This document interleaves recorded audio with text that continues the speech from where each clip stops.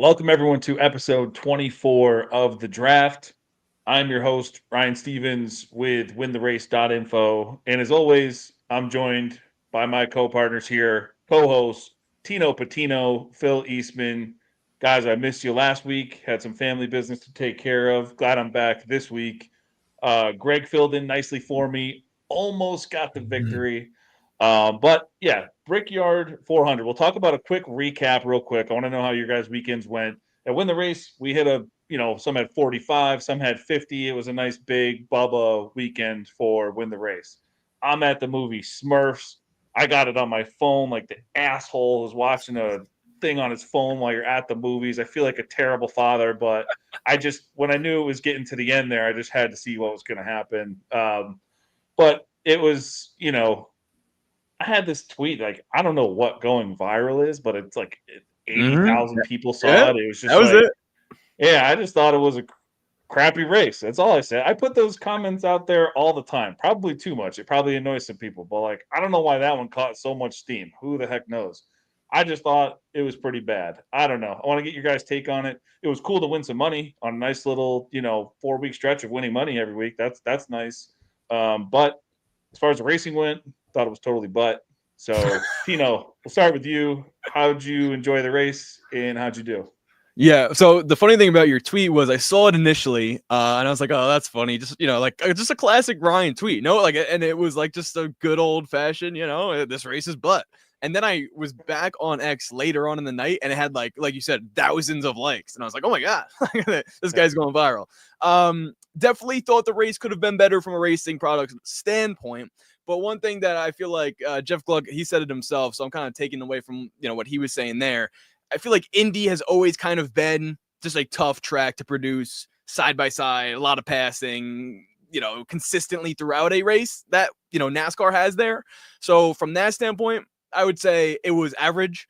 But what really hurt it at the end was the rain, right? And for someone like you, Yeah. Ryan, who had Bubba, right? And he's leading and he's going to win that easy, and then it starts raining.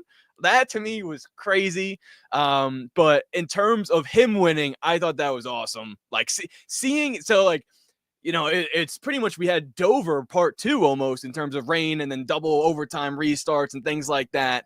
That I didn't necessarily like from too much, but with Bubba still winning, kind of like how Denny did, I was okay with it because he deserved it, holding off some of the best. Larson, Hamlin, Byron, all there, and he held them off, gets the win. I thought that was really Yeah. cool to see. Did you Everyone, see the video of all the drivers coming up and celebrating with him and stuff? I thought yep. that was really cool. It says a lot about him. Yeah. So that was cool. I thought it was a good race. I had a little action on Bubba top 5, so I was glad to get some winning from there. Host for our top 10 was another one, but in terms of the 50-1, I wish I would have rode with the guys in Discord as well and got a little bit more for my money there. Yeah. Phil, how'd you enjoy it? How'd you do? Thought my opinion of it was pretty much the same as I think the collective here. I think Big Ross's comment was a good one. With the leader never getting past, tires not really meaning that much. It's tough to say that the racing was great. And yeah, I mean, I found myself in a weird spot because I had Chevy for my podcast picks, but I also had Bubba in the draft. I had Bubba in my one and done pool, so I was like, whatever happens here, as long as it's as long as Denny doesn't win, I'll be okay. The late race stuff with the rain and the restarts or whatever, it definitely made it dramatic. So like if that's something that you like, it definitely had that. I mean, I was on the edge of my seat, like let's see what happens here, but if I was trying to take a silver lining from it, I would say like I thought it was interesting just to see the teams with the strategies. Yeah, like the Penske situation, what they were trying to do was interesting, and you see Eric saying tires meant something to them because they were trying something different, and I kind of enjoy that side of things. Mm-hmm. Like at a racetrack that we know is going to be, we'll call it boring, to see teams trying to get creative. That's fresh. And so sucks that we didn't really get to see that come to fruition to what they probably would have liked to have seen it do. But that's one silver lining. But yeah, I feel the same as you guys. Like it's not, and I think we learned that in 2024, we were all really hyped about the oval coming back, and we were like, wait a second, this Yeah. is not great. So I didn't have high hopes. Well, that's awesome. Making money's fun, but the most important thing that happened, Phil gets another win, gets on the board. I mean, That's right. you can win all the money you want. This is priceless. And this is what we live for. So this is another victory for Phil. For anyone keeping track at home, my score is actually 309 or 308. I had a little typo there. Not like it matters. Phil just takes it down again. And for someone who didn't win like the first month and a half of this thing, what a comeback here. Just storming down on us. 8.5. How you feeling, Phil? This has got to feel good. Yeah, no, it feels really good. And I tweeted it out, last week I was on the porch up on the lake house and got destroyed by bugs, mosquitoes just ripped my legs apart. But it was worth it to get this win. And yeah, I mean, this draft, if we had like a live scoring system for this, it would have been pretty interesting to see what would have happened. Like, first of all, the rec took out a few big names. And even your team, you had Zane running up there I at the had end Zane. too. Like, Dude, yeah. you know what was funny about that is I saw it happen and my mind didn't register the 38 as Zane for whatever reason. I was like, there goes Gillen. All right, Ryan's fucked. And then I was like, wait a second. And then they kept talking about Bubba running out of gas, and I was like, oh boy, that sucks. Like if he runs out, I'm cooked. So yeah, it was that, from my point of view, it was entertaining to keep up. But yeah, I feel good. Imagine, if I just got one extra point in that tie week, you'd be in a real dark place, Ryan. Yep. And Yeah, I'm there, man. I'm already there. So yeah, I mean, I'm feeling good. But as we saw before, Ryan, Tino just, tortoise and hare situation. He was just stopping off for a drink or two, and the tortoises caught him. So I'm trying to learn from that lesson and keep pushing. Yeah, just wear sunscreen. That's all I can say. Yeah. I think you just got burnt out, literally. Literally burned out. Yeah. That was a good one. You got me. So, all right. Well, we're done with the Brickyard 400. It's fun. Made some money. Is what it is. Now we move on to Iowa, which is an interesting place. We've only been there one time last year. These guys used to race here in Xfinity and stuff like that. We're talking, 10 years ago or so and further back than that. But the Cup Series in this car, I've only seen one time last year. This year, bringing a brand new tire. So we'll see what happens, but we're going to kick it to Phil. Phil, why don't you give us a little race preview? Tell us a little bit about Iowa, and we'll go from there, and we'll just get right into the draft. Sure thing. So we'll lay it out there for you, and then I'll kind of segue into the draft with some of my own personal opinions here. But Iowa Speedway, you mentioned it, Cup Series. We don't have much to go off of as gamblers here, and they've been here one time ever. So we got a lot of work to do here for us tonight. But this is a 0.875 mile short flat track, and the stage breaks for this week.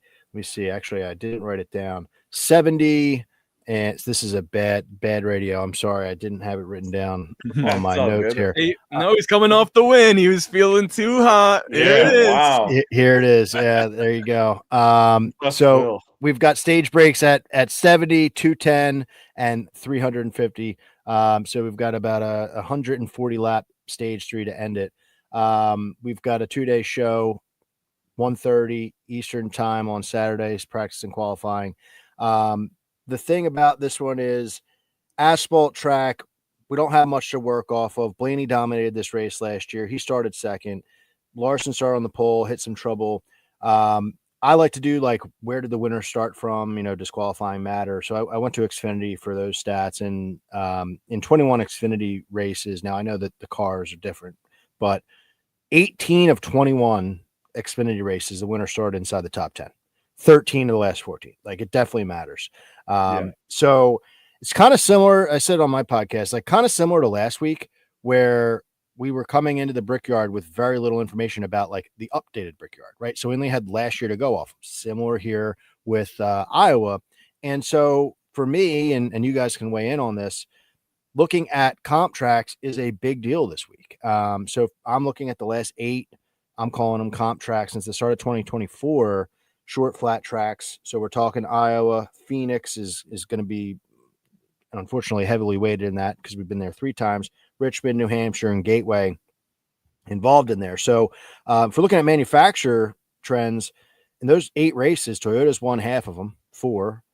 Ford has won 3, and Chevy has 1 victory. So that's kind of what I'm working with this week, and anxious to kind of hear, what you guys have from a data set standpoint, but how to attempt to handicap this because it's going to be tough with not really any track history. Yeah. I don't think so it's interesting you use Gateway. I don't use Gateway, but I do use a little bit of Martinsville. Martinsville is nothing like this, but it is the reason I use it is because they run so few races in this short track package. So that's another one that, will be in some of the stuff that I mentioned tonight too. Gateway they run in the intermediate package, so I just kind of have that separated on my side of things when I mention stuff tonight. But it'll be interesting to see what you have there. I think we lost Tino right there. But yeah, one cool thing, it could be cool, it could be bad, I guess. The new tire. I'm hoping that tires matter. So, they fall off. And when we have pit stops, you're taking 4 tires because if you don't, you'll be screwed. Those races are much more enjoyable, in my opinion.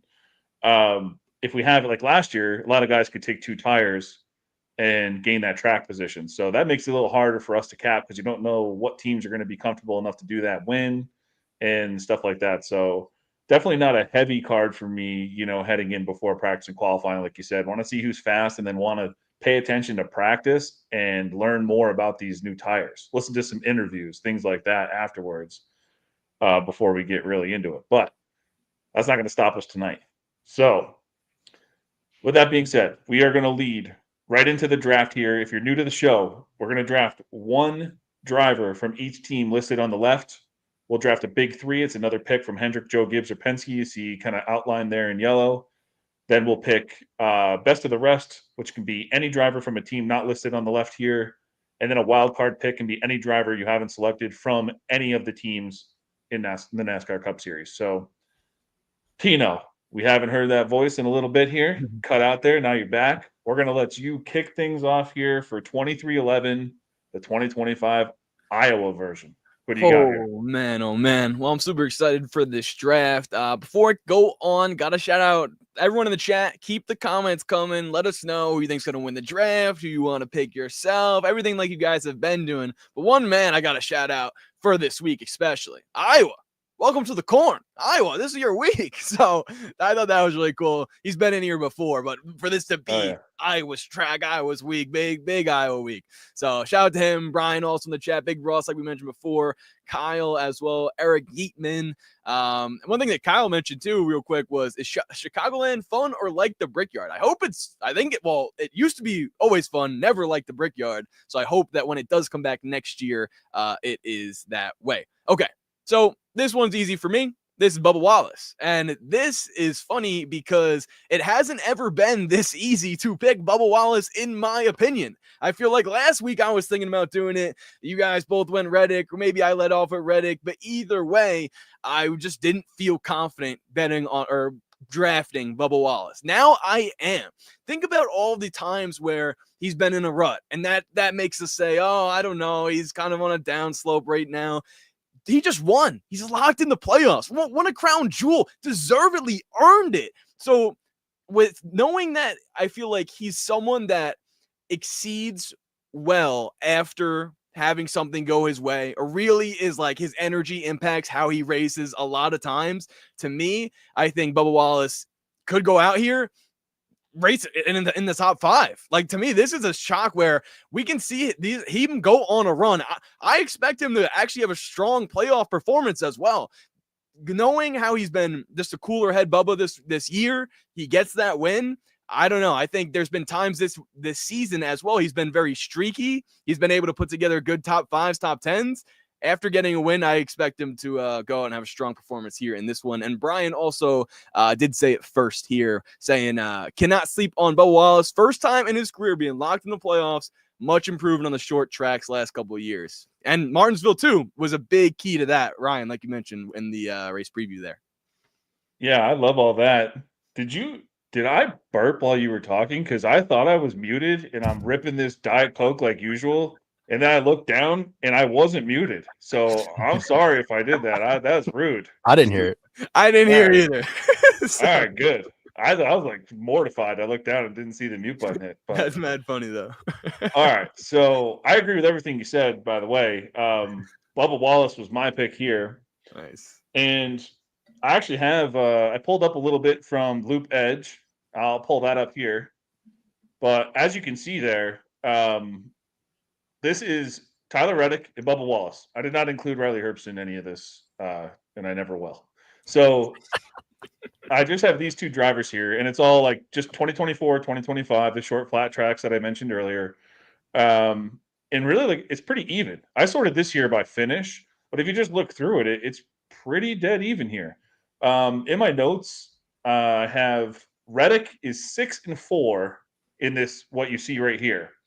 But where I really like Bubba this week is he gets to go out super late in qualifying now. And Phil just talked about it in the preview. You're going to want to qualify up front here. In this Gen 7 short track package, like, it is such an advantage to get that track position. It's hard to pass. You mentioned all the great stats about Bubba on shorts and how he's, improving there, and they all are as a team. I really like Bubba this week. We bet his top 10 at 2-1, and I really like that number. I think if he qualifies inside the top 10, you can see him finish there, and you'll see that a couple times throughout this example that I pulled up here from Loop Edge. So, yeah, if you like what you see, Loop Edge is on wintherace.info. And Phil, who do you have here for your 23-11 pick? So I'll talk about three different things. First is Loop Edge is awesome. I talk about it a lot, and I'm not just saying that because it's Ryan's site. I use it all the time. So if you don't get a chance to play with it, it's so cool. But second, thank you. I am taking Tyler Reddick, but I want to just put a pin in or button up the Bubba Wallace conversation by saying that I took, and it's still available as far as I can tell. I took Bubba Wallace head-to-head versus Kyle Busch plus 120. It's on Bet365. I know the New York folks can't bet it, but I fucking love that number. Like, he is the underdog to Kyle Busch, and for all those reasons that you're saying, plus the fact that, like, all the stats, all the data, average finish, driver rating, speed rating, head-to-head in the last 8 races, he's 6-2 versus Kyle. I have no idea why Kyle Busch is minus 150 in that matchup. When the race has it fair, the simulations have it fair for Bubba at minus 141. So I love Bubba in that matchup 100%. I'm taking Tyler Reddick here, though. And I might be a little bit more persuaded to take Bubba at Richmond in a couple weeks when the three of us are together actually watching that race, because Bubba's had more chance to show what he can do at Richmond. He's got more of a notebook on Richmond. He last year at this racetrack, he just kind of ran his race. He was mid-pack and he didn't fuck up. He was just doing his thing and just finished where he started. Now your point of qualifying well, maybe that could go well, but he's going to be up with the big dogs. Tyler Reddick is someone that I can't put my finger on, honestly. Like last week, I think we all expected him to do big things. He did not. Ends up crashing out at the end. And so that was a bit of a struggle. But I like Tyler Reddick this week. He didn't necessarily kill it at Iowa last year either, but started 8th, had some trouble. But on the short flats, 6 of 8 races, he's finished inside the top 10. And if, so minus 106, by the way, on Bet Rivers for a top 10 for Tyler Reddick. But if you're setting the bar for Bubba, you got to finish in the top 10 to beat Tyler Reddick. I understand the hype train around Bubba. I took him last week. Like, I get it.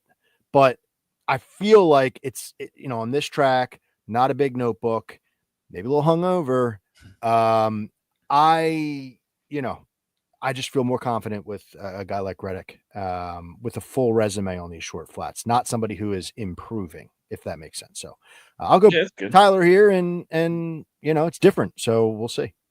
Yeah, it's a tough one. I don't think it's just, a layup taking one over the other. It's tough one. That's what the sample size that I put up there is 6 and 4. Like, Mhm. they're split pretty even here. So that's a good way to start it here with a nice split for the draft guys. Now we head into a team that, might be the hardest for us to pick every single week. I just don't think we can really figure this one out. Even when we get it right, it seems to go wrong at the end. Yeah, yep, So, yep. and it always goes wrong for Gregson. Yep, So, yep. I mean, that's if you're gonna pick Gregson, good luck. I Maybe look he's I due. look up and he's 16 laps down at the start of the last week's race. I'm like, what are Yeah, we doing?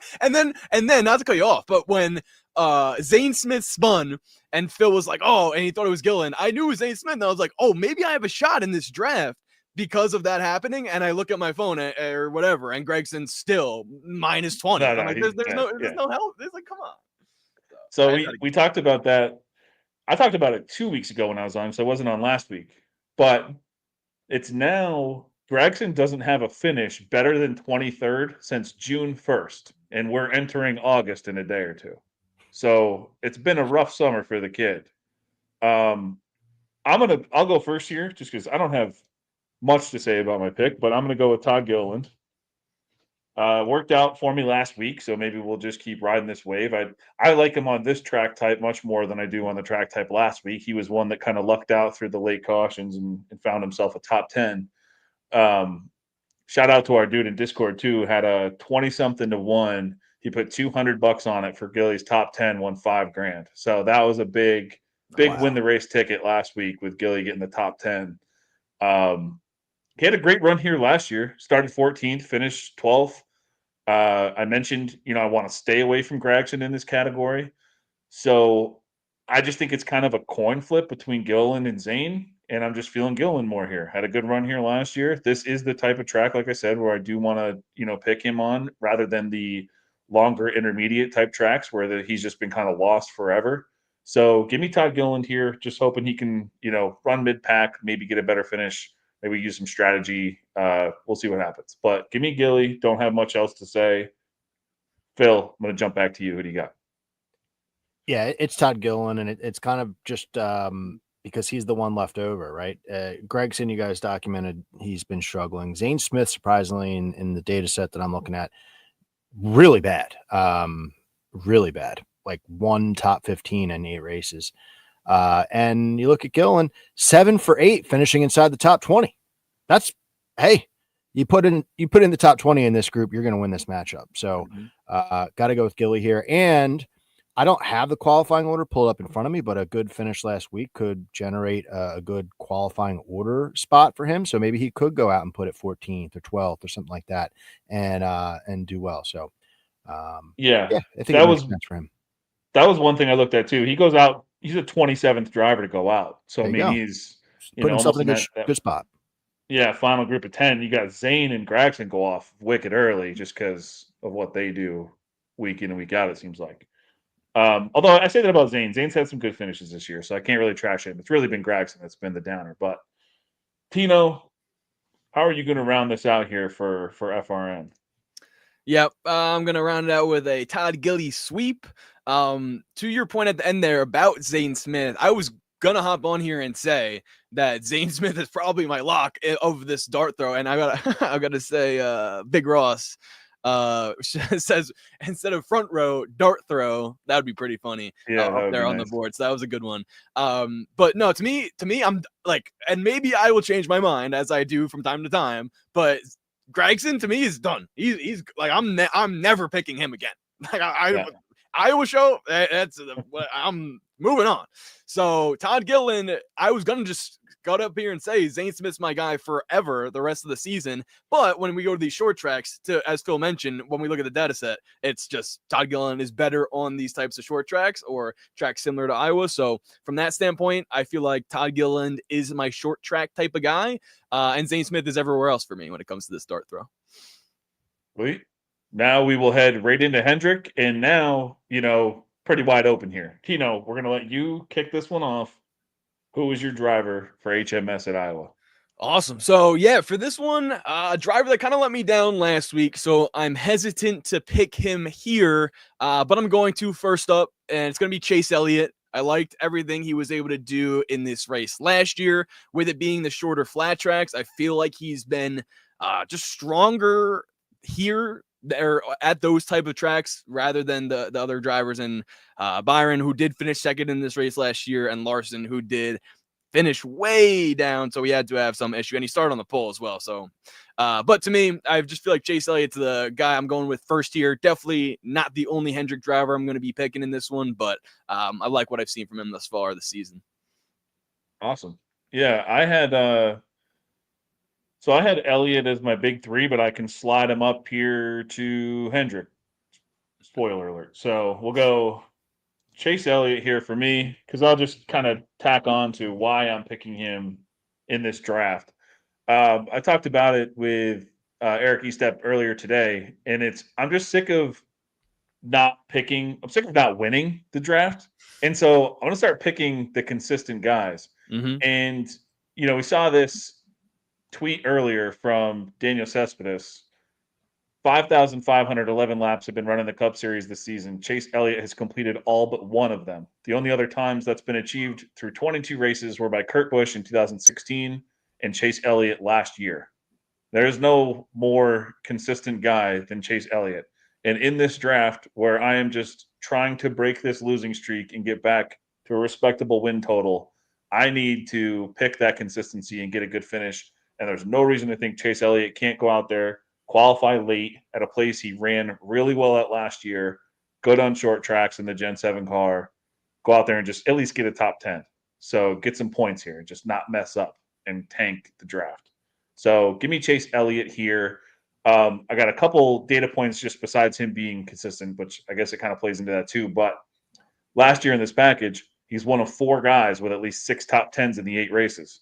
This season, one of four guys with top 10s in both races in this package. So the top 10's there.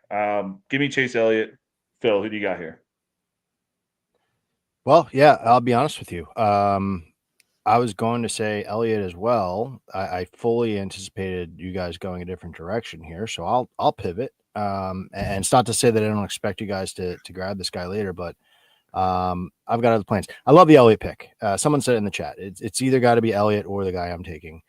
Elliott's the points leader, guys. Like for those reasons, like you're consistent. You're the points leader. So I was fully prepared. I have Elliott notes. I have him for a top 5 at plus 200 on Caesars.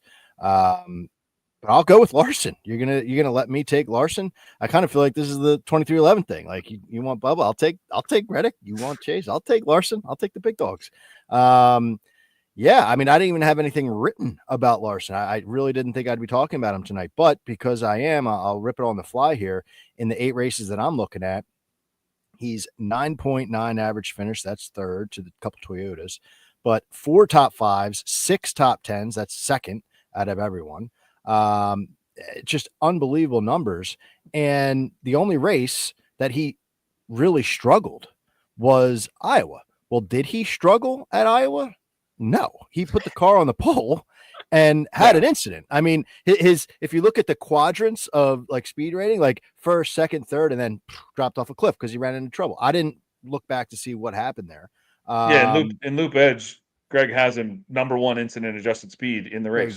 There you go. So I got to go with Larson because just like Blaney dog walked everyone last year, Larson absolutely has that possibility. Now, I don't believe Chase does. So I'll take that Larson and run with it. I am skeptical. I do think you guys might jump on Larson later, but I'm just gonna say I'm gonna just for the record, Kyle just said no Bill Byron love. I love Willie B 11-1 on Bet Rivers. I thought that was a steal. So if that's still available, I do have some love for Willie B this week, but just not in this draft. Yeah, I mean, you heard me say, well, I had him for the big 3, so I guess another Hendricks guy is coming, so I'm just going to put it in here now. My big 3 pick is Kyle Larson. It's just wasn't close to me. He was my first Hendrick pick up there. I know I say I'm trying to go with that consistency thing, and he is the guy who sometimes finds a way, just like, shit happens to him. And sometimes it's his fault, sometimes it's not. He doesn't get that consistency like Elliott did, but I just couldn't pass him up here because going out last qualifying, seeing how fast he was last year and their first time showing up here, yeah, why couldn't he just go out there and mop everybody up on Sunday? Like I feel like he's due.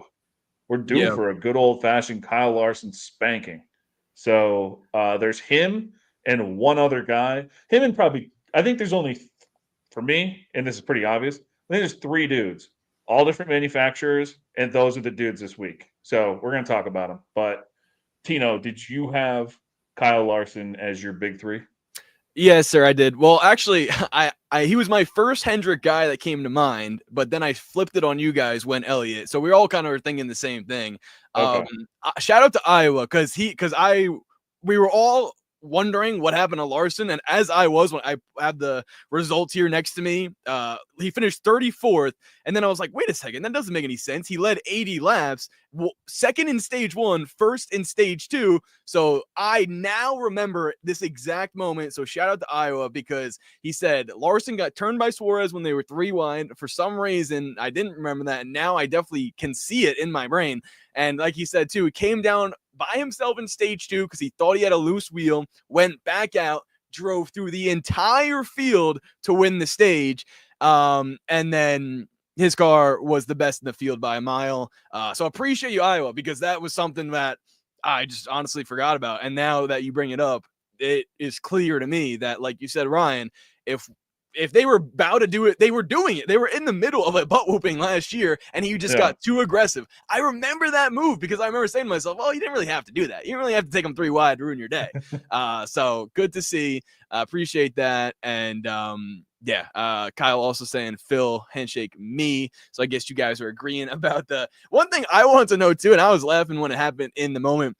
Anytime Phil says I'm gonna pivot, I'm scared because I feel like it's how he's been winning these drafts, and that's your slogan too. Like I'm gonna pivot here, and then it ends up winning you the whole thing. So Well, now We have that's no good to know. fear. We don't let him shake us. We have to come back, Tino. This is our game now. a little I'm rap. not afraid to put our big three in here. Let him do what he wants to do and make his own mistakes. So, Phil, we're gonna let you lead it off then for JGR here. Although I do think this might be a pretty clean sweep. So go ahead and let us know what you got. Yeah, I mean it's Christopher Bell. It's short flat track. It's Christopher Bell time, and it's for good reason. He's 5-1 on FanDuel, I think, at the moment. It's just this is the only thing or the only track that he hasn't really like dominated or looked great. I think his finish last year was 4th. He He did started have to 10th. start. He had to start in the rear. Yeah, but he qualified 10th. Yeah. Yeah, so it was okay off the truck. But yeah, I mean, fought through the field to get there. But Christopher Bell's numbers, guys, in these short flats. I mean, if you're not familiar with his game, 3.9 average finish, second best in that average finish stat, 9.6. To his teammate, Denny Hamlin, who is very much an option here, but 3 wins, 5 top 5s. He's 8 for 8 finishing inside the top 10. It's a machine. He is a machine here. So to go any other direction to me would be a fool's errand. So it's Christopher Bell. Yeah, think about this year. So this package, Phoenix, he wins. Martinsville, he finishes second to his teammate Denny Hamlin. All-Star race, he wins. Again, this package. So it's like this is what he does. And last year, 8 races in that package. Number 1 in our true performance scores. 2 more wins. Fast lap percentage in the double digits. Only driver in the series in the double digits. And then again, like finishing 4th last year, yeah, but had to start in the back, fight his way through. I mean, that's never ideal.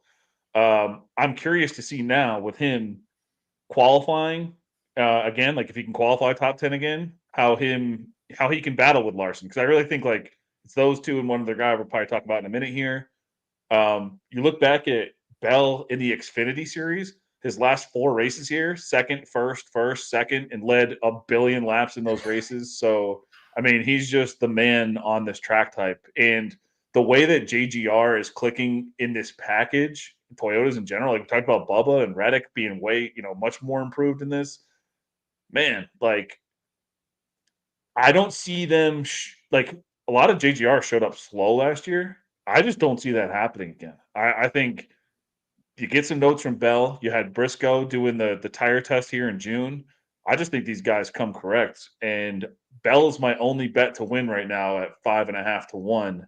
I did take that because I just don't see that getting any better at all. So yeah, give me Bell here. Tino, are we rounding it out with Chris Bell for you? We are, and to that point, I like where we're at, Ryan. I mean, we had to sort of try to team up to take down Phil this weekend. I'm not saying I want a same exact draft, but I mean, I don't want Phil to win again. So we're looking good. Do you guys both Yeah. get a point if you have the same exact? Oh no, you'd split a point. Okay, never mind. Maybe hey, that's actually a great strategy. I didn't think about that. One thing I do want to mention before we move on, comments here. Big Ross saying Seabell in this package on a 1 mile track should always be considered a top 3 contender before practice and qualifying. 100% agree, Big Ross. And this one was great from Kyle because he said, can anyone beat Bell for top Toyota? Instant reaction is no. Now, here's the results from last year. Bell finished 4th, and Bell started from the back last year as well in this race. So that's crazy because he finished 4th. He did qualify 10th, started from the back, finished 4th. The next highest finishing Toyota was MTJ in 15th. Then you see Bubba 17th, and then it's outside the top 20. I believe Hamlin was 22nd. No, Reddick 22nd. So my point is, I don't think anyone beats Bell for top Toyota because the closest guy. Now, one thing I'm glad I'm on this point. So MTJ was next up, right? Top 15. Okay, not close to Bell, but who's in the 19 this year? Chase Briscoe. Who ran the tire test? Chase Briscoe. If there's any potential advantages for that 19 team, I think it could come here, but I just don't think he beats the 20 at all. Yeah, I think so. It was what Kyle Busch, Austin Cindric, and Chase Briscoe, I think, are the 3 that did the tire testing. Yep. Coincidentally, Austin Cindric was another guy. There's only 2 guys who qualified. I think he qualified in the teens, and Bell qualified 10th. They both had to start in the rear to start the race. Cindric finished 30th. Bell finished 4th. So I don't know what that says. I didn't watch the race back, and I can barely remember yesterday. So I'd have to go watch that and see what happened. A lot of my stuff just comes from looking at the numbers and lap by lap, all that stuff. But all right, let's get to Penske. Phil's not wearing the shirt, so I don't know how I feel about that. I'm wearing the shirt. Oh, there we go. Yeah, the shirt. The shirt. It's a shirt. So I don't know. I'll start it off here. I mean, to me, this was super easy. It's Ryan Blaney, and it's not close. I mean, it's the guy who won the race last year, and he's great on this track type. So it was interesting because when I did my pre-practice and qualifying scores that are just independent to myself, I had Blaney just ahead of Chris Bell as number 1, which really surprised me. But then when we combine everything and do everything we do, sim it out 20,000 times, Bell came out on top, which, then it felt sane again. But he's crazy fast here. Goes off late in qualifying. 6th best true performance on the 2 shorts this year, or average running position, but no top 10s to show for it. I just think now's the time that changes. There's the 3 guys that I mentioned. I think it's Blaney, Larson, and Bell. And I think it's those 3 guys race to lose this weekend. So I took Bell right now just because the 5.5 was better than 4.5 or whatever it was. I saw Blaney. People like to say that whoever gets the boost on Caesars is immediately cursed. Blaney was the boost on Caesars today, so people don't want to bet that. But there it is. 5.5 on him, yeah, there it is. So it's like the 5.5 on Blaney. I don't mind it. I think you got to choose your guy now. I don't think any of these numbers are going to get better. Choose your Blaney, Larson, or Bell. Then I'm probably only going to pick one other one after practice and qualifying and let it rip. And then maybe bet live if I'm lucky enough to be able to watch the race live this weekend. So give me Blaney. Phil, I'm going to jump right back to you. Who do you got here? Yeah, I'm going Blaney in this one. But that's the reason, that you just laid out. Almost had a perfect driver rating last year. So for whatever reason, he seemed to match up well with this track. The dominance that he put on is just tough to ignore. So no real additions that I can give you here. It's just Blaney seems to be the leader right now in that pack, and going to a track that he's the defending champ just makes sense. But maybe stay It's tuned. this, it's this track type in Penske. Well, mainly just him and Logano, not Cindric. But Cindric though, like if you are, so when we get to Gateway, I'm sure we'll be talking about him for whatever reason in that intermediate package on Gateway, that short flat, Cindric has it figured out pretty well. But like obviously when Penske gets to the Phoenix at the end of the year, they just magically find this crazy speed. But for Blaney, it's more than that. Like if you look at last year, he was second to only Christopher Bell in the true performance scores on Win the Race on the short flats in the short track package. So it's been a long time for Blaney and Logano, both really good in this. So Tino, is your boy in here? Are you gonna pick Logano here, or are you going with Blaney? Oh, he's here. Sean McBride in the chat, as always. Appreciate him. He wants it to be Joey Logano. He wants it to be Joey Logs. And Sean, I don't know if you were tuned in last week to the race at the end when Joey Logano was leading, and then his tire blew out and Bubba Wallace gets the win. So because of that, if he would have won last week, Sean McBee, I would have went with Joey Logs, but he didn't. And that's why I'm still dead to you. And Ryan Blaney's my pick in this one. Hey, I'll give you this. Joey Logano finished 6th in this race last year. If some strategy comes into play, I can see him potentially getting the win like he did last week. He was up there. He had a chance, but I just don't think it'll be anyone else besides Ryan Blaney, Bell, or Larson in this one. I think you got to give Logano some more credit here on the short flats. I mean, this year in this package, I have him 4th best in our true performance scores on Win the Race. Last year, if you look at those 8 races, I have him 5th best. So this is very much live, I think, for Blaney and Logano. And Logano opened. I think he's still on Rivers, but we're not. Most people aren't allowed to bet there. But if you can bet on Rivers, you could get him 16-1, which is a great number on Logano. What I took personally, so Sean, if you're still listening, or if you, hopefully you didn't turn it off when Tino picked Blaney. He's in. Oh, there he is. So I got a minus 120 over Reddick, which I really like in a head-to-head. So again, I'm probably a little lower on Reddick than some are this week, and I might be a little higher on Logano this week than some are. But I think Logano could really surprise this week, top 5 type material. So we'll see what happens. But now we go to the draft leader, the man who is hotter than the sun, Phil. Your big 3 pick. Lay it on us. You just hit me with a perfect segue, Ryan. And Big Ross is on it. Brian is on it in the chat. He didn't listen to my pod yet, but yeah, he knows me well. Ford as the underdog is who I went with, the manufacturer.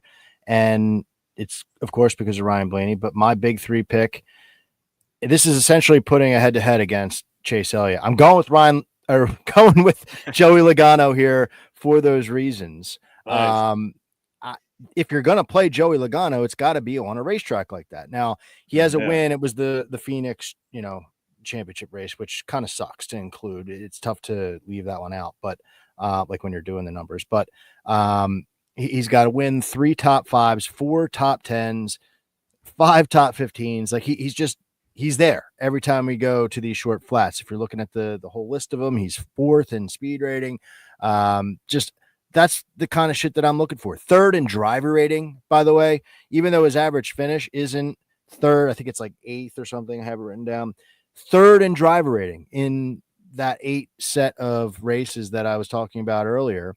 And, Iowa, it just fits him. Started 11th last year, finished 6th.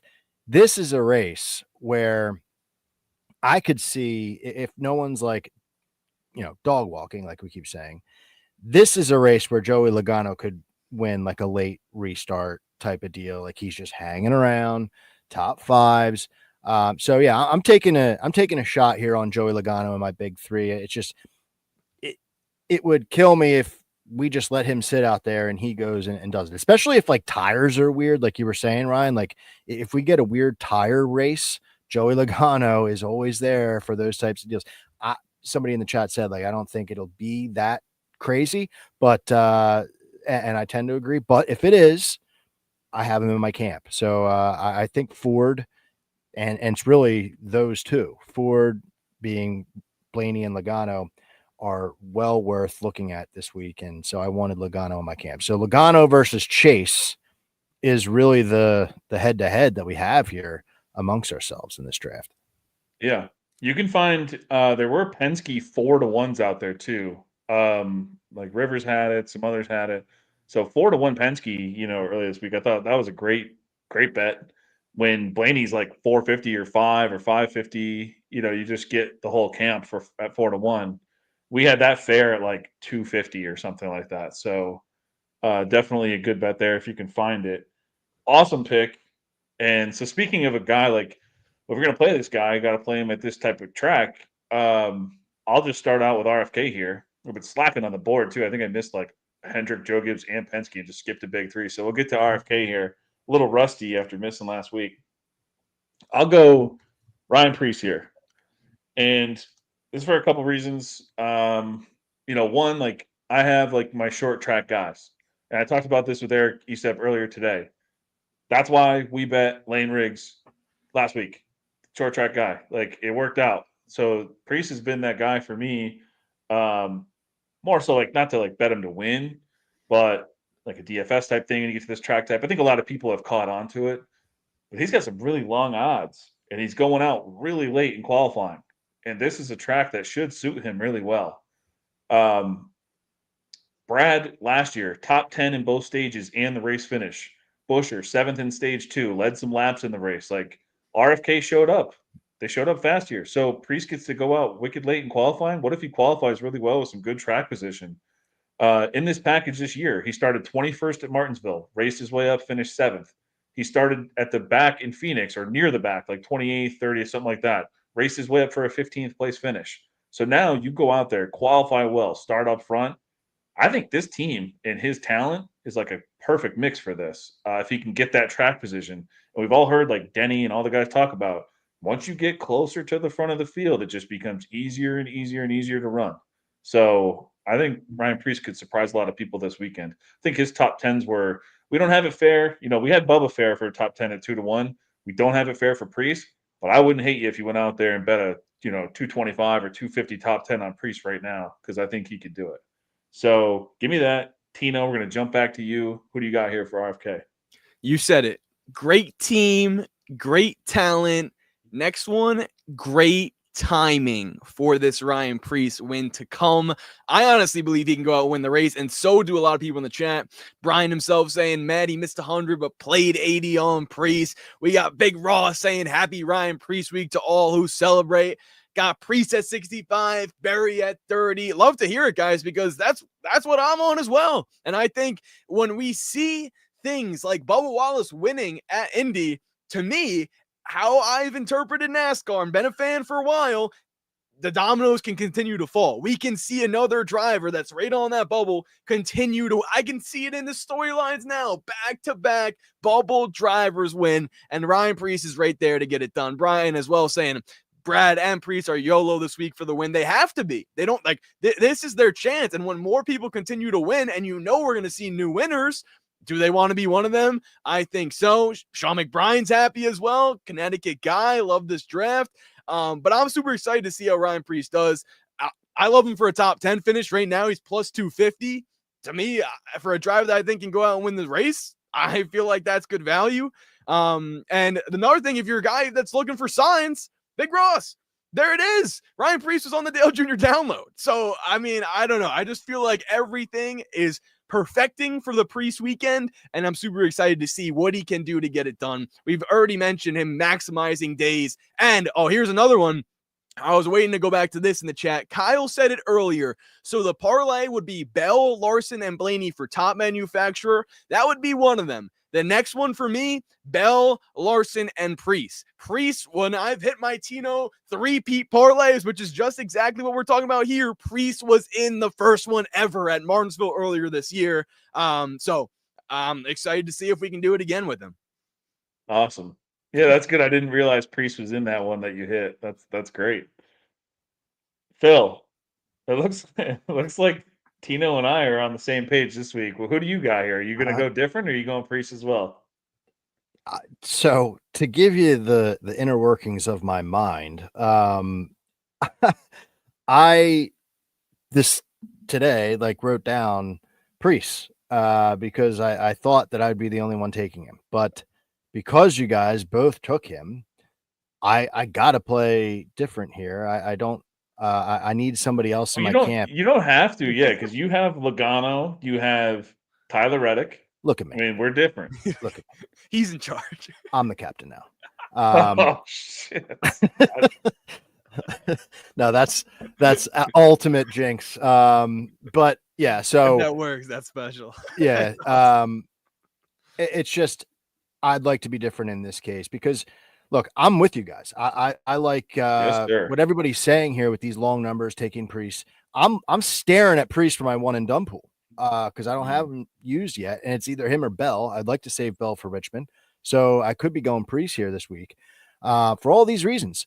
But I'm taking. I am going to take Brad Keselowski in this one. Busher has good numbers on these comp tracks that I'm looking at, but with Brad, I assume I cannot find the qualifying order. I've been trying to find it. I assume he's getting a good qualifying order spot because he finished like 4th last week. Here, yeah, he's going out 29th. Okay, perfect. Because Keselowski ran a very good race last year here at Iowa, and desperation kind of kicking in. I mean, we keep talking about him, but like this is another situation where I don't feel like it's as much of a stretch. 2 top 5s, 4 top 10s in the comps that I'm looking at, and a really good run last year at Iowa, as I mentioned, 16th in speed rating overall. Busher's got like better numbers. Typically, I would gravitate towards Busher here, but I'm going with Brad. I'm going to pivot here. I'm going with Brad because of like the situational spot. Busher just kind of been in a little bit of a rut lately, and Brad's starting to move it along a little bit. I don't. So I'm not trying to rain on the parade, okay? Because I'm with you guys. I want to get behind like the Ryan Priest train this week for long shot outrights and maybe my one and done. But like the comps that I'm looking at, and I think the debate, I'm already knowing what the response is going to be. It's that he's going out to qualify late, so he's going to have a good starting position, but not good finishes. His best finish was 11th at New Hampshire after starting 31st. But 28th, 29th, 27th, 25th, 37th, 15th. That's he's going to have to overcome a little bit here, guys. Like he's going to have to perform on Saturday, and if he slips up, that kind of rains on the parade a little bit. So I'm comfortable taking Brad here, just to be a little bit different. Be cheering for Priest as you guys are, and we'll see what happens. To support Phil in this as well, Brad Keselowski was inside the top 10 throughout the whole race. Started 5th, 8th in stage 1, 9th in stage 2, 10th in the end result. So that's one thing that I am a little nervous about with Priest is if he doesn't secure that top 10 to 15 starting spot, maybe Brad just accumulates more points, which is how you win the draft. So Brian just said Priest's performance with Stuart Haas should be thrown out. Fair point. That's the kind of rebuttal I'm looking for here to get behind this fully. Big Ross said take Bell at New Hampshire. I actually could take him in New Hampshire, but it's all regular season, so shit resets after. I didn't put 2 and 2 together. New Hampshire's in the playoffs this year, and so when I was doing the math, like where should I take Bell? New Hampshire is what I was kind of subconsciously saving him for, and then I'm like, wow, I got 2 spots I could use him. So might be Priest this week just to ride with you boys, and we'll see how it goes. Awesome. The way that we all just talked about Priest and Keselowski, Busher's going to go out there and win this race and just beat everyone. Well, that's why it's good to take Ford. Plus 220. There you go. Yeah. All right, so now we get to another tricky team. It's Front Row and Spire are the 2 that always kind of throw us for a loop here. Really, like, guys, it's up to you.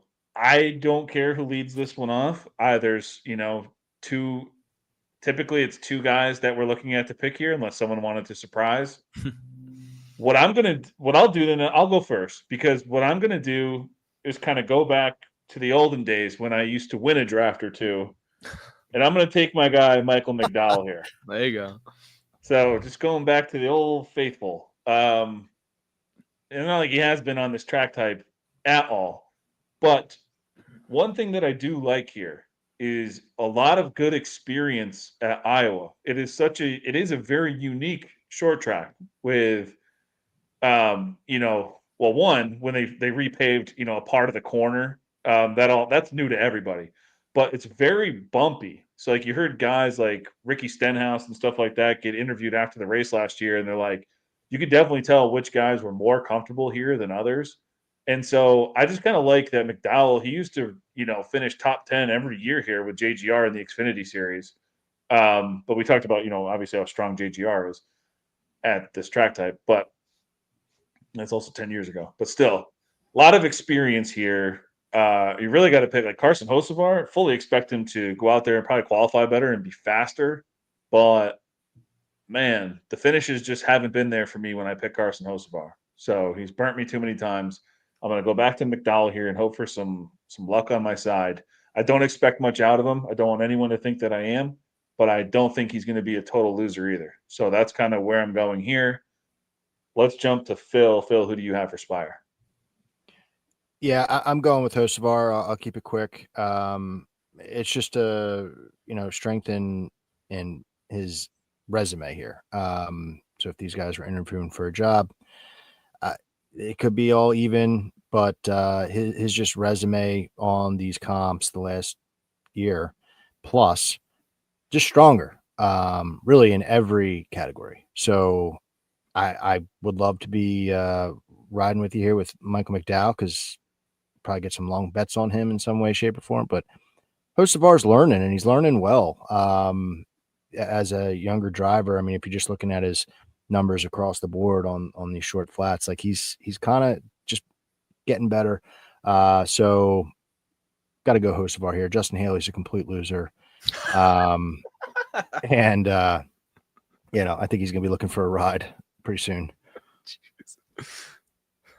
Yeah, when I look at Hocevar, it just doesn't seem like the finishes are there. That's my only downside. Like it's so depressing not taking him here because like of course he's gonna go out and be fastest. It's just what he does week in and week out for this stupid team. So man, it just frustrates me not taking him, but I gotta go back to the roots. Tino, who do you have here for Spire?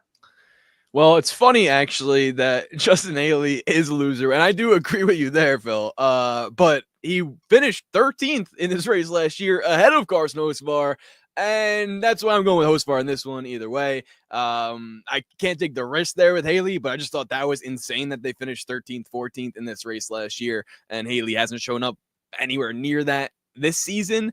One thing I'm going to say about Hocevar, which makes me feel very good about him this weekend, is the fact that, and let me pull up Big Ross's comment in here as well. So Big Ross said, is someone else driving the 7 next year, in which Justin Haley is currently in? I'm going to do one of these here because Carson Hocevar this weekend is doing double duty for Colleague Racing. Unfortunately, my guy Josh Berry, great mullet, great guy, met him. He was released today. So Carson Hocevar will be in that Colleague number 11. So with Carson Hocevar getting double reps, that's why I like him in this draft. But okay, let's think. 11 car Colleague, Justin Haley used to be in there.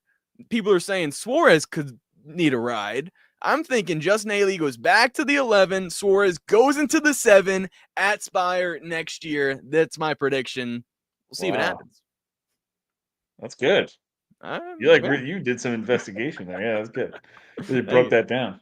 That was the Zach Galifianakis meme from the Hangover. All right, we get the best of the rest.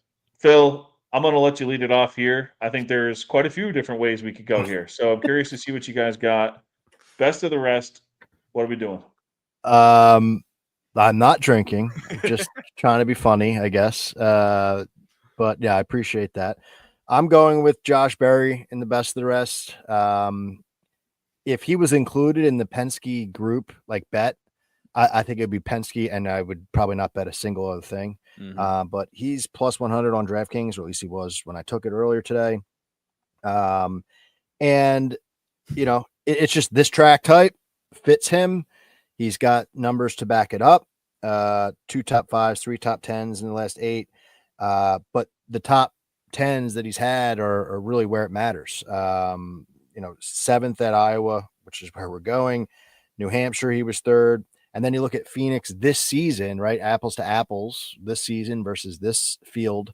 And he finished fourth. So it's just a lot of good stuff for Josh Berry and Josh Berry fans and gamblers. So I'd be upset with myself if I didn't take him best of the rest. Yep, that's who I had written down all day here. With everything we did, simulations agreed. He shows up really well. And then, like I said, look at his race here last year, and everything on this track type. And he's the one guy. We've talked about it all year with him. Like some places that he's shown up well at before. He kind of shows back up. And then we talked about all that Penske love that we had, and this is the Penske Alliance team. So you said it all, Phil. Give me Josh Berry. Tino, who do you have here for best of the rest?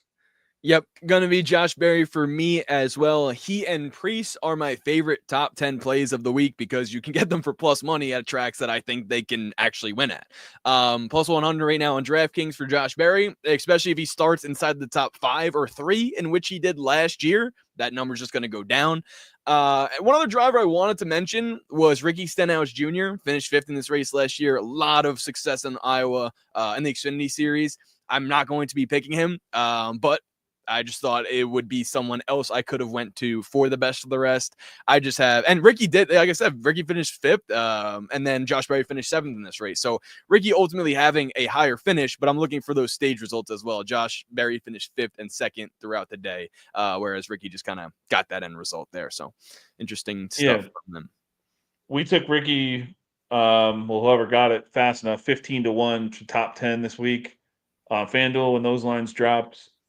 He's one that was interviewed last year after the race, and he talked about how comfortable he was. He talked about how a smile, he found himself smiling, and he was just feeling comfortable and back at home on this track, and raced from the back, just like Christopher Bell. Yeah. Bell finished 4th, Stenhouse finished 5th.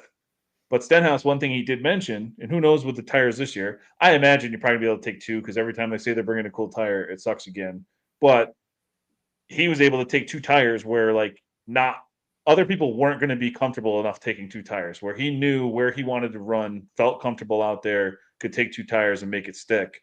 So I think that's where the comfortable factor comes into this. You get guys like that who have raced this track. He won 3 Xfinity races in a row back in the day here. So he freaking loves this place. He did unload fast. That's another thing he said. So obviously, you're going to want to see that. But man, race from the back, took a little strategy, came up there, finished 5th. That's a sweet run for Ricky. Great shout out there. Hey, great shout out by you too. You see what Eric's saying? He took Ricky top 10 today because of you being on nice. Eric's show today. So that was cool. That's awesome. Yeah, as long as you got a good number. So as long as it's not 5-1 or something. Yeah, I'm seeing 10-1, 11-1 as well from Eric and Kyle in the chat. So yeah. Yeah, I think we have when the Sims were all said and done, where we got Ricky's top 10. Yeah, about 9-1 is fair. So anything over that, might as well take a swing. Should be fun to watch if nothing else. So don't go betting the house on it, but you don't need to when they're 10-1. Yep. So, all right, Tino, you came in last week, so we're gonna get back to this order. You're gonna have your last choice here of wild card. Nice. Phil and I are gonna go before you. So I've had mine locked in all day. I'm not going to change. It is what it is. It doesn't matter for me and Phil. We have different teams already, all over the place here. So I'll do mine. And it's someone that this might shock some people, or maybe not, because it's a big name, but did not do well here at all last year. And I'll go with Denny Hamlin. And I just think this is a dude who is locked in this year. I mentioned all the stats about so this year, it's him and Bell in this series. They've finished 1st and 2nd in both races in this package. So it's they're just ahead of everybody. The other thing, we had mentioned points, Elliott winning the regular season championship and all that. I talked about it with Eric earlier in the day. Well, Denny's only 20 points out. So it's the 3 HMS guys that are up top, and Denny sitting there 20 points out of winning the regular season championship. I got to think this team's going to come correct.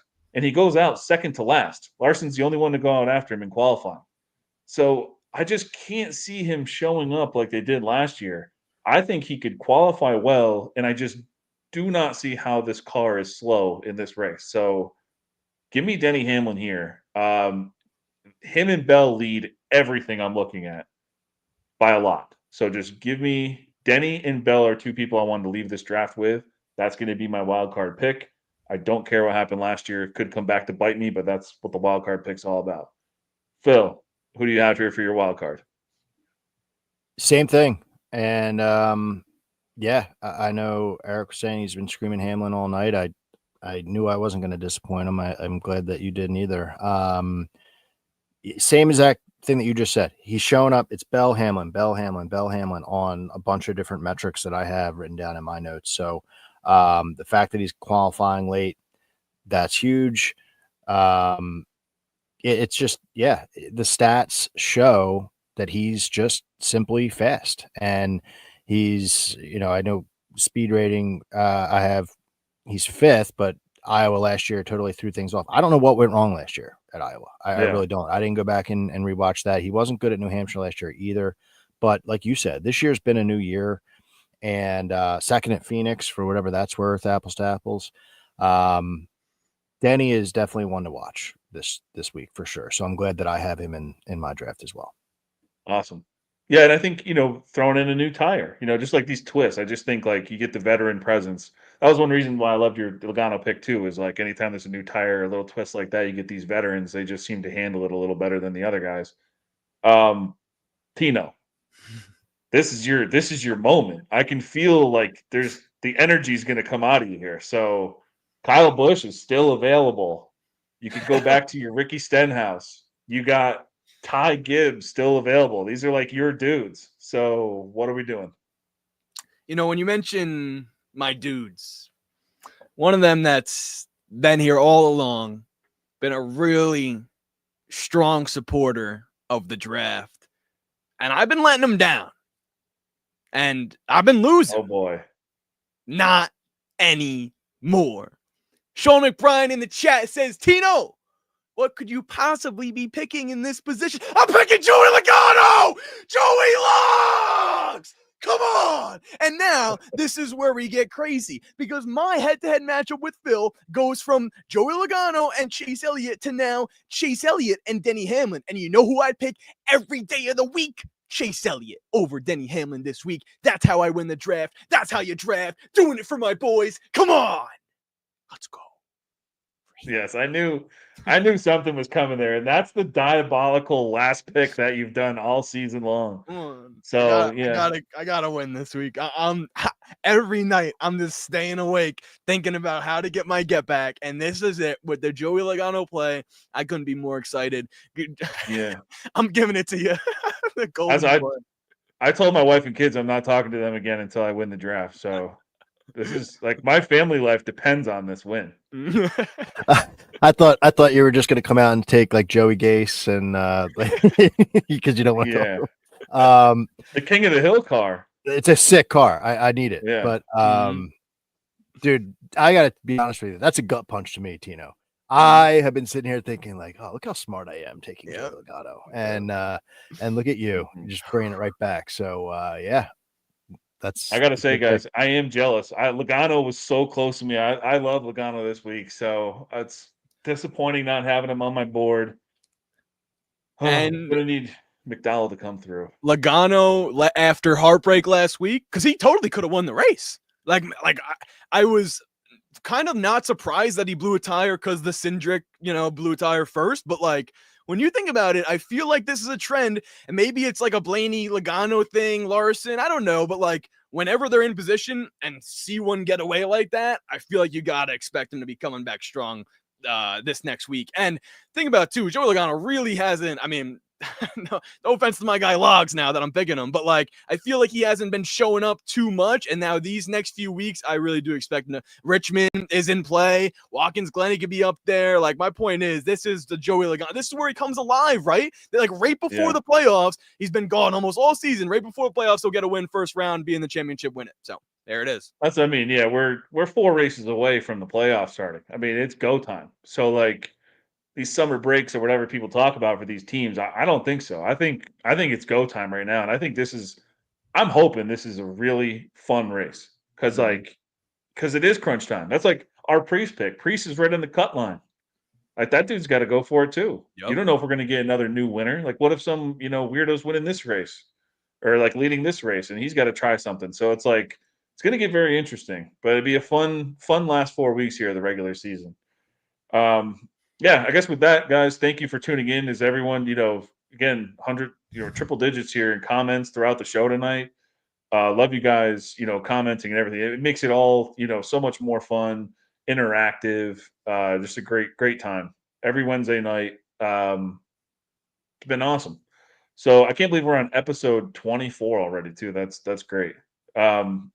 Cool. Yeah, if you liked anything that you heard tonight, stat wise or anything, win the race, 40% off the rest of the year. It's only $30 a month. If you wanted to see the speed read that we talk about, that has all the simulation data and the favorites to win the race and all that, the Cup Series speed read is free for anyone this week. Just go to wintherace.info, check out the speed read. You can check everything. All the odds are in there, and it just literally talks about every single driver in the race. So check that out. Some cool charts in there too. Tino, why don't you tell everyone where they can find your work? Yes, sir. Well, I appreciate everything you do, Ryan. The speed reads and the loop edge. It's been awesome to experience all that, and I implore everyone in the chat to do the same. Before I get into myself here, Eric in the chat, Channy, Brian, Sean McBrien, who's been the star tonight as usual with the Joey Logano. But he's asking Phil real quick. Phil isn't drinking wine. Is he drinking rum and coke out of the Stanley? No, not rum and coke this week. I'm in a bit of a detox. I drank for like 9 days straight, so I'm in a pretty big detox mode right now. Well, that's Sean's thing. He loves to to drink for 9 days straight. So shout out to him there. We would get along. Yeah. As you are, Brian, Kyle in the chat, Eric as well. I mentioned Robert was in here. Big Ross as always, Channy as well. Iowa, of course, of the Iowa weekend. So appreciate all you guys. You can follow me at Tino PATTIGNO. I got the 2B Tino on SiriusXM NASCAR Radio Friday morning around 7:45. Tune into there and all throughout the weekend. And then I'll also be on Nuke the House, one of our partners here of the show. Be on Nuke the House Sunday morning for a race preview show of the Iowa race this weekend. I'm super excited for it. So stay tuned there for more content and coverage and everything like that. Awesome. Phil, where can everyone find your good work? Yeah, just give me a follow at Full Tank Phil on Instagram for the race day card and on X to talk some shop. Full Tank Phil is the name of the podcast, and been off for a while with trucks. I missed last week on vacation, but next week we'll be back on the YouTube channel for truck preview for Watkins Glen. So, appreciate everyone. Good luck to you guys. Good luck to everyone in the chat gambling this week. Hopefully we come home for some winners, and we'll be back at it next week. Thanks, guys. To best support the show, please just give it a like, tell your friends, subscribe to the channel, all that good stuff. Really appreciate it. Thanks for tuning in. Good luck this weekend, and we'll catch you next week, same time, same place. Thank you.